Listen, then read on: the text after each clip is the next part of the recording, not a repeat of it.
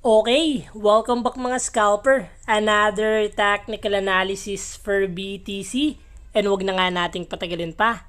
Tingnan muna natin yung weekly time frame dahil kaka-close lang ng candle. So kung makikita natin, still nag-close ng green candle. Nagkaroon tayo ng selling pressure but malakas pa rin yung mga buyers dahil tinulak pa rin nila paakyat yung candle before nag-close. And tingnan na natin yung possible scenario sa lower time frame. So kung makikita natin, BTC is trying to create another higher high, breaking this previous horizontal resistance. So what we expect sa ganitong scenario, if i-continue ni BTC yung momentum to create another higher low without breaking the support, possible is sumubok na tayong magbasag sa previous high natin dahil meron tayong supply zone dito.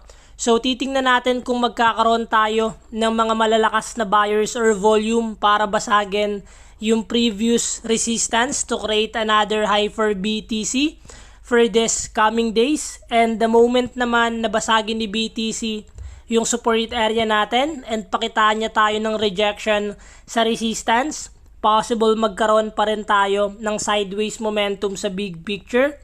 But currently, sa pinapakita ng BTC, we are still on a uptrend momentum.